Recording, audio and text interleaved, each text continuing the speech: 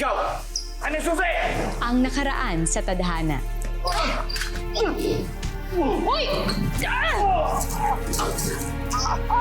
Kang gagalaw! Na-in love ang mayamang si Johan sa lady guard na si Kathy. Pero may madilim pala itong nakaraan na tila humahad lang sa kanilang pag-iibigan. Hindi ko kaya sumugal.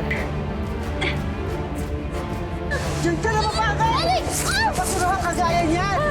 Kontra pa ang matapobreng ina ni Johan. Dad. At isang nakagigimbal na revelasyon tungkol sa ama ni Johan ang nakatakda nilang matuklasan. Ano nga ba ang totoong nangyari noon kina Kathy at Ramon? Sundan natin ang part 2 ng ating kwento dito lang sa Tadhana. Anong ginawa mo dun sa estudyante kanina? Hindi ko gusto yung tono ng pananalita. Binastos mo? Tinakot mo? Pinagbibintangan mo ba ako? Ibang nagbibintang sa nagsasabi ng totoo. Napakasimple ng tanong, di ba? Bakit hindi mo masagot? Ano, nahiya ka? Nahiya ka malaman ng anak mo na demonyo ka? Johan, mabuti pa ilabas mo na dito yung babae. Dad, sandali. Naguguluhan po kasi ako. Paano kayo nakakilala ni Kathy? Yang lalaking yan. Yang daddy mo. Yang lalaking pinagmamalaki mo. Yan ang lalaking nagtangkang gumahasa sa akin noon.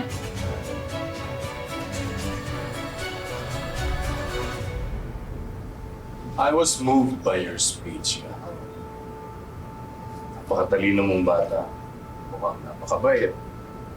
At napakagandang lalaki. Maraming salamat po, sir. By the way, ano nga palang kukunin mong kurso pagdating na kolehiyo? Sir, criminology po sana. Gusto ko kasi maging pulis kagaya po ng tatay ko. Kaya lang po, Kaya ano? yung kuya ko po kasi, pamilyado na po siya.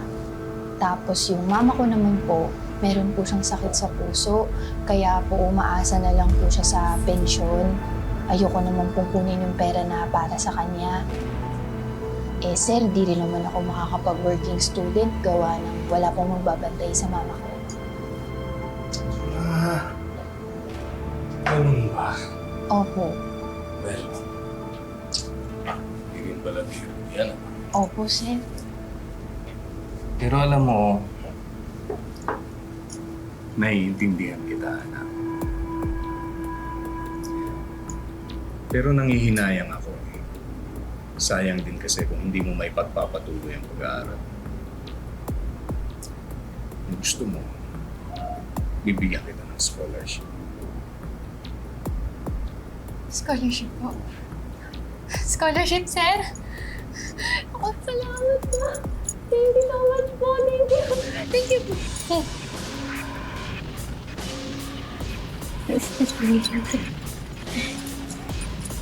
Scholarship? Yun naman ang gusto mo. Matutulungan kita dyan. Kailangan mo lang gawin ay fill up ang form na to. And then kapag nakompleto mo na, ako nang bahala sa lahat. Wala ka nang puproblema. Sir.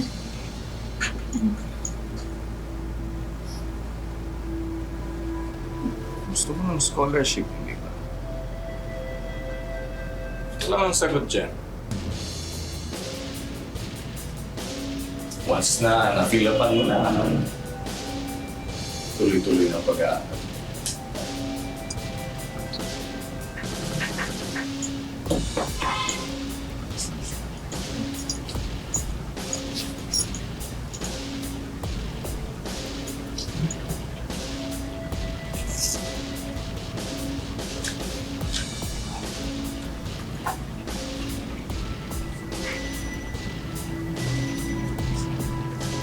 Yeah.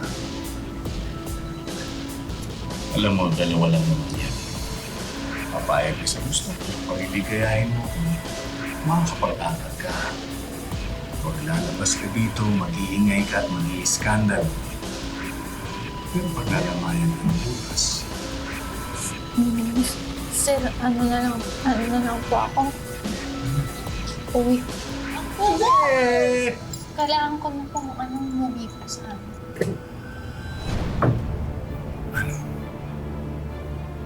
Sumama mo naman, guys. Sir, uwi na po ako.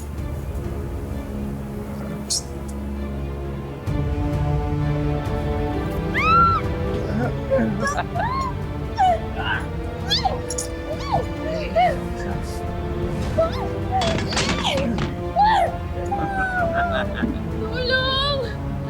Tulong!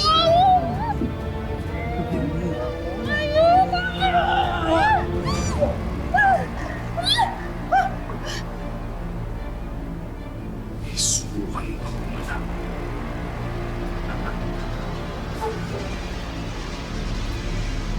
Sir, Please lang to.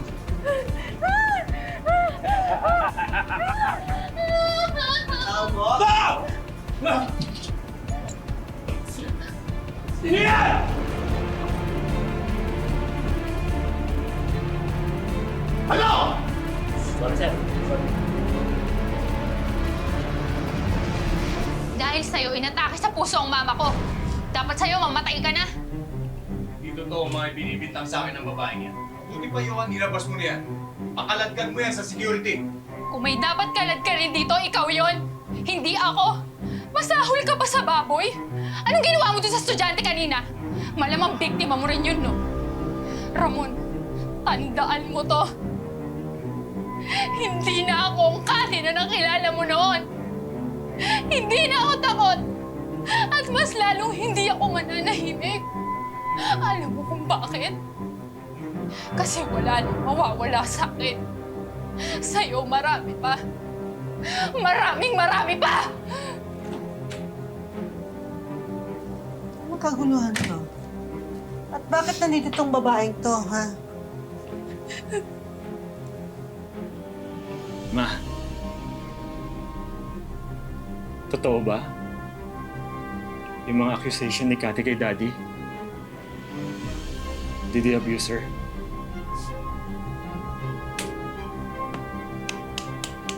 Ang galing mo.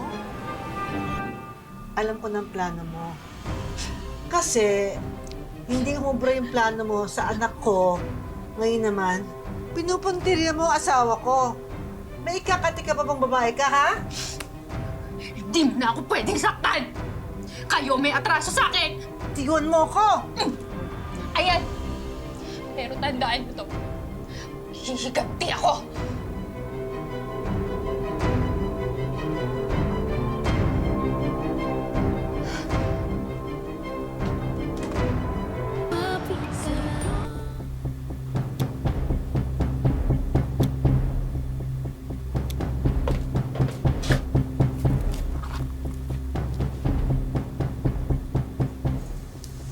Kasi ba't dinala mo yan dito? Hindi dahas ang solusyon. Kapag ginawa mo yan, wala ka na rin pinagkaiba sa kanila. Itama mo ang lahat sa malinis na paraan. Sa malinis na paraan? Pagkatapos yung dungisan yung pagkatao ko? Trina, araw-araw, sinisisi ko yung sarili ko. Dahil pakiramdam ko kasalanan ko kung ano yung nangyari. Hindi ko makalimutan kung ano yung ginawa niya sa akin. Kung hindi ako nagtiwala sa kanya, edi sana normal ang buhay ko ngayon, di ba? Sana buhay ang mama ko. Hindi ko kasalanan ang nangyari sa'yo, Cass. Tsaka hindi ka madumi dahil lang binaboy o anong ginawa sa'yo ng principal na yun. Magiging madumi ka lang kapag yan, yung halimaw dyan sa puso mo. Mahayaan mo yung kontrolin ka. Kasi hindi ka mamamatay tao. Pulis ka pa.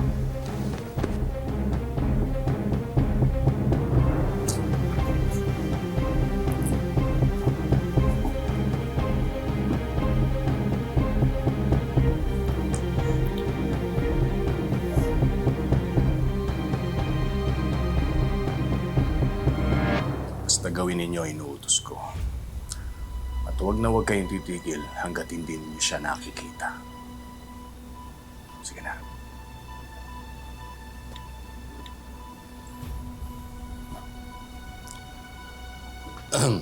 Kaya na.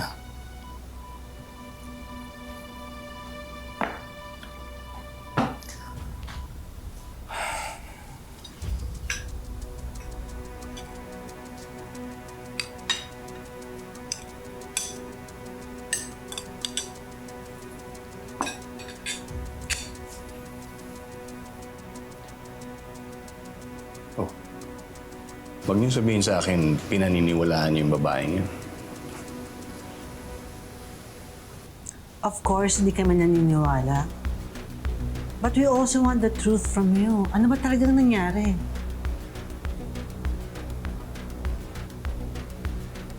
Sige, sige. Ganito kasi yan eh. Magkakilala talaga kami nung Cathy na yun. Principal ako noon dun sa Batangas, dun sa eskwelahan na pinapasukan niya. May diferensya talaga yung babaeng yan. Eh, konting.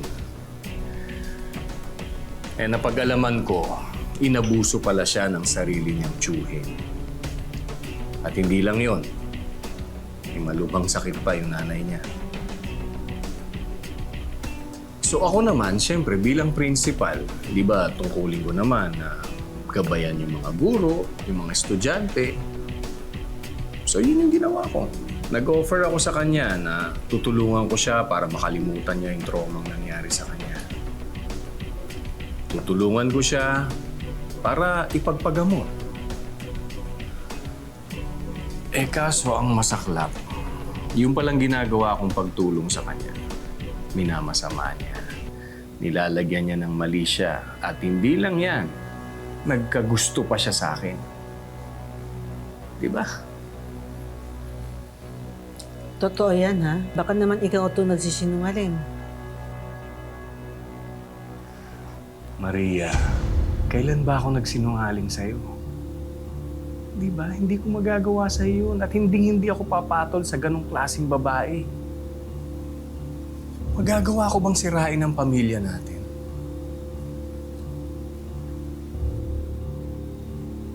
Kung sa bagay, unang tingin ko pala sa babae yun, mukha nang manluloko. Imagine, gusto pa niyang tuhugin kayong mag-ama ko. Talaga? Manda siya sa akin, pero hindi siya.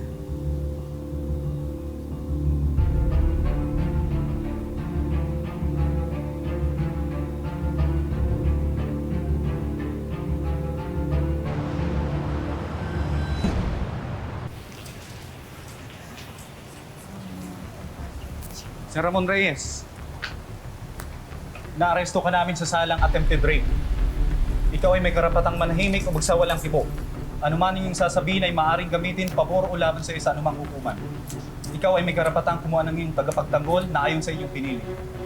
Kung wala kayong kakayahan, ito ay pagkakalog sa inyo ng pamahalaan. Nauunawaan mo ba ito? Ramon! Dad! Ramon! Pabor pa nga yung ginawa ko sa'yo eh. Hinihintay ka na daw ng mga alagad mo sa bilangguan. Balita ko kasi may grand reunion daw kayo.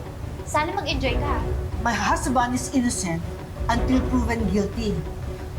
Magtutuos tayo sa korte. At pagbabayaran mo lahat ng gulong dinala mo sa pamilya ko. Pagbabayaran ko talaga.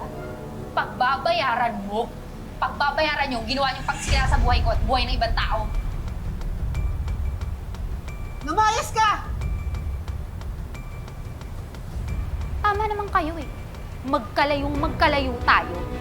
Lupa ako, oo. Pero hindi ka langit. Impyerno ka. Hindi ka na.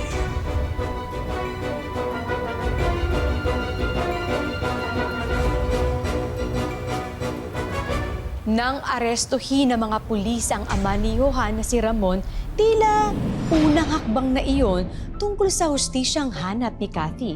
Pero pagdating sa husgado, makakabawi pa kaya ang kabilang kampo? Eh si Johan, magagawa ba niyang suportahan ang kanyang minamahal kung ang mismong ama niya ang nasasakdal? Maganda po yung reputasyon ni Ramon bilang principal sa paaralan namin. Kaya po, nung nagpakita siya sa akin ng kabutihan, pinaniwalaan ko po agad. Hindi ko naman po alam Na kung ano linis ng pangalan niya, eh siyang dumi naman po ng asal niya. Hindi lang dangal at pangarap ko ang kinuha mo sa akin. Pati ang mama ko ang kinuha mo. Namatay ang mama ko dahil sa'yo! Dahil sa'yo! Ikaw ang kumuha sa mama ko! Ang ginawa ko. Nagsasabi ako ng totoo!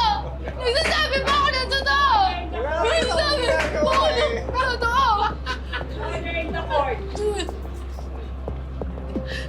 Ako po si Ramon Reyes. Principal po ako dun sa eskwelahan na pinapasukan ni Cathy. Wala naman kasi akong kamalay-malay na yung pagtulong na ginagawa ko kay Cathy ay may iba pala siyang interpretasyon.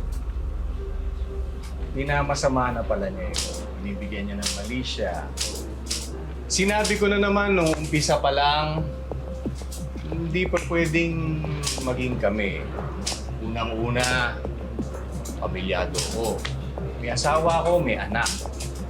At pangalawa, hindi ko naman siya gusto eh. Pero, Judge, siya tong nagpupumilit eh. So, di ba, tao lang naman ako. Anong magagawa ko, di ba? Siya yung mapilit, siya yung makulit. Kaya, wala.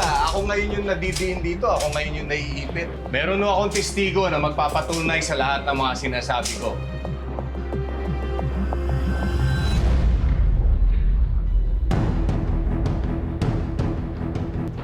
Janitor po ako sa eskwelaang pinapasukan dati ni Cathy at ni Sir Ramon. Palagi ko nakikita si Cathy na iniintay si Sir Ramon sa office nila. Kahit gabi pa po, hindi siya umaalis hanggat hindi tapos sa trabaho si Sir. Tapos, isang gabi po, narinig ko na lang si Cathy. Niyayaya niya makipagtalik si Sir. At nakita mo bang nakipagtalik ang akusado kay Cathy? Hindi po pumayag si Sir Ramon. Narinig ko na lang si Cathy. Pinagbabantaan niya si Sir na palalabasin niyang ginahasa siya para matanggal siya sa school. Ha? Sabi ko naman sa inyo eh. Okay na laman yung akusasyon eh. Sabi ko na sa inyo. Babe, bakit po kayo nagsisinungaling? Andun po kayo sa may pintuan! Nakita niyo naman po lahat! Bakit po kayo nagsisinungaling? Yan! Hindi mo na nagsasabi ng totoo! Hindi mo! Hindi mo yan! Hindi mo yan yung totoo! Nagsisinungaling siya! Order in the court.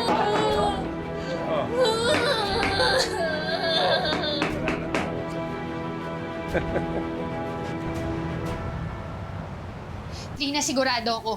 Sigurado ako na si Ramon, binayaran niya yun para magsinungaling yung janitor. Ang gagawin nilang lahat, Kas, para lang maipanalo yung kaso.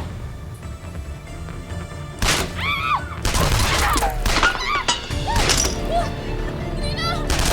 Luma ka na! Luma ka na!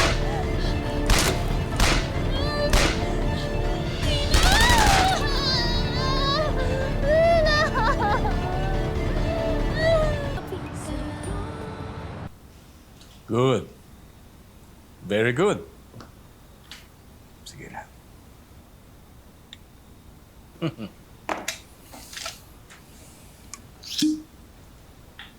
Kailangan natin mag-usap, Ramon. Tungkol saan? Tungkol sa katotohanan. Aminin mo na kasi. Totoo yung binibintang sa'yo ni Cathy, di ba? Totoo na inabuso mo siya. Totoo na inabuso mo yung bata. Malinis ang konsensya ko, Maria. Ano ko ba? Ha? Kaya pala binayaran yung janitor para magsinungaling. Nakita ko yung janitor. Inabutan ng pera ng tauhan mo. Pagkatapos ng hearing, kinausap ko siya. Pinaamin. At umamin siya sa akin ng totoo. All this time, ginawa ko ang lahat para maitaas ang dangal natin. Ang reputasyon natin, ang pangalan natin! Tapos ikaw lang pala magpapabagsak sa atin sa lupa. Hindi ko kayang masira ang reputasyon natin, Ramon. Hindi ko kaya!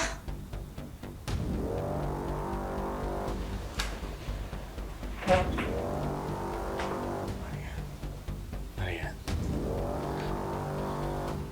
Maria. Makinig ka sa akin. Inaamin ko sa'yo. nadala ako ng tukso. Pero walang nangyari sa amin ni Cathy. Maniwala ka sa akin. Nagkataon lang kasi na nasa Batangas ako noon at nandito ka sa Maynila. Alam mo naman kung gaano kita kamahal. Tawarin mo ko, Maria.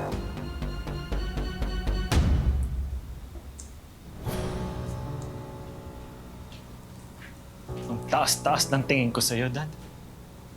Ang sabi ko noon sa sarili ko, gusto kong maging katulad mo.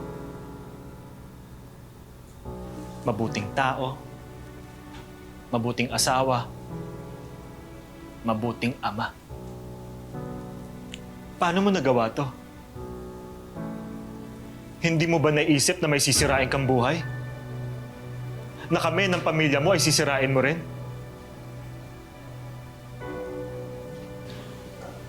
Anak, patawarin mo ko. Patawarin ninyo ako. Humihingi ako na isa pang pagkakataon sa inyo para maituwid ko ang lahat. Isa lang ang paraan para maituwid niyo po ang inyong pagkakamali. Dad, confess. Aminin niyo lahat ng pagkakamali niyo. No! Hindi pwedeng gawin yun ng daddy mo. Maraming masisira sa atin. Ano, Ma? Ang pangalan niyo? Ang reputasyon niyo? Yun lang ho ba ang mahalaga sa inyo?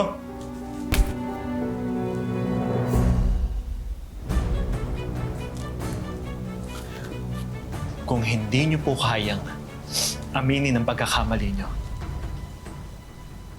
ako mismo ang magsasabi nito.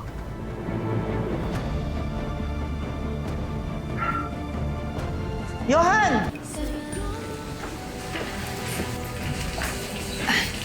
Johan. Johan, kung pumunta ka dito para pakiusapan ako na iurong yung kaso laban sa daddy mo, hindi ko yun magagawa.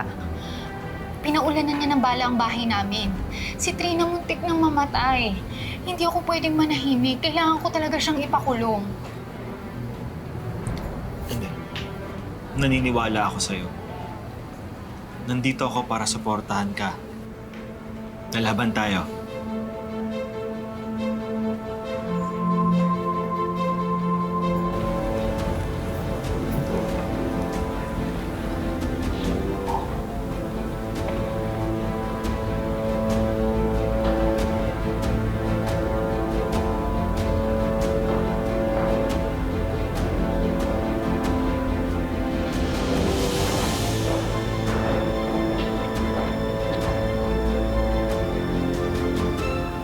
Bata pa ako.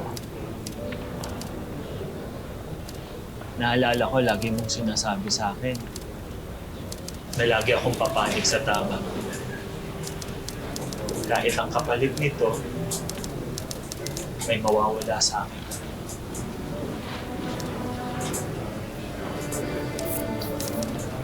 Alam ko, pagkatapos nito, wala na akong babalikan. Pero Dad, kailangan kong itama yung pagkakamali. You mean, pumapani ka sa biktima at isinasakdal mo ang sarili mong ama?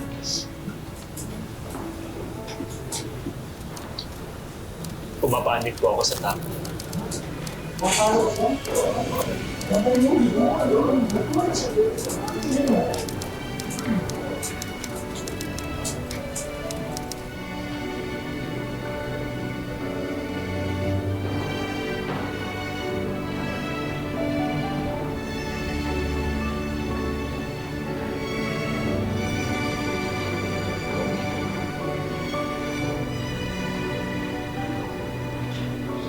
Binawi ni Mang Ben ang una niyang pahayag sa korte at inaming binayaran lang siya noon para magsinungaling. Hindi na raw niya kinaya ng kanyang konsensya, lalo na't may anak din siyang babae. The accused, Ramon Reyes, is found guilty beyond reasonable doubt of the crime of attempted rape. and sentenced to an indeterminate penalty of imprisonment from 6 years and 1 day of prisión correccional as minimum to 12 years and 1 day of prisión mayor as maximum. So ordered.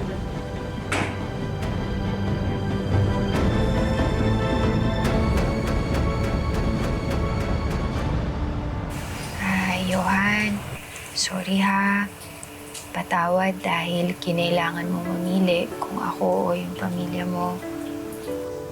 Wala ka namang dapat ihingi ng tawad eh. Mas pinanigan ko yung tama kaysa sa mali.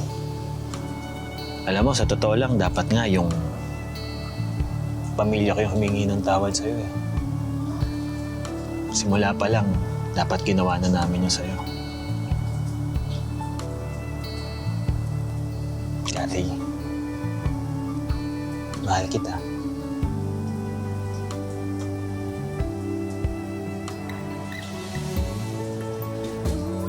Sana mating yung pagkakataon na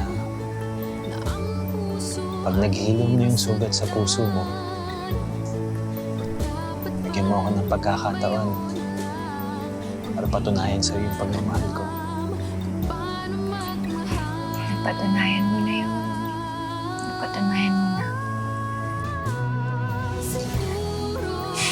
Sige na. Bumahaba na yung usapan natin. Baka maiwan ka na ng flight mo. Basta, Johan, mag-ingat ka ha. Tsaka, hintayin kita.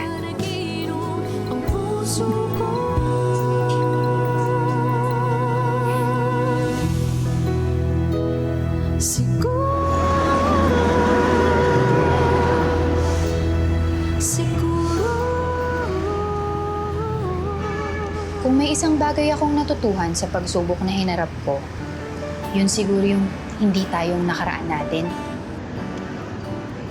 Tayo ang taong pinili nating maging. Pagkatapos kong manalo sa kaso, pinagpatuloy ko ang pangarap kong maging pulis. At sa wakas, eto na ako, PO1 Kathy Vallega, tagapagtanggol ng kababaihan, tagapagtanggol ng bayan.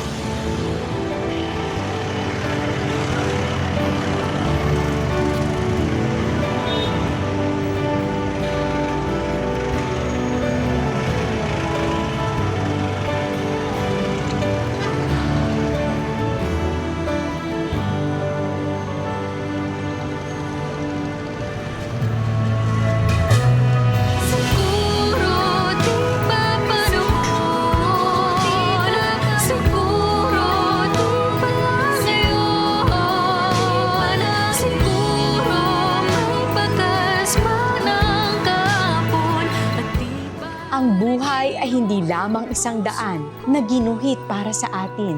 Ito ay sangang daan na nagbibigay sa atin ng maraming pagkakataon na pumili at tahakin ang sarili nating tadhana. Magandang hapon, ako po si Marian Rivera.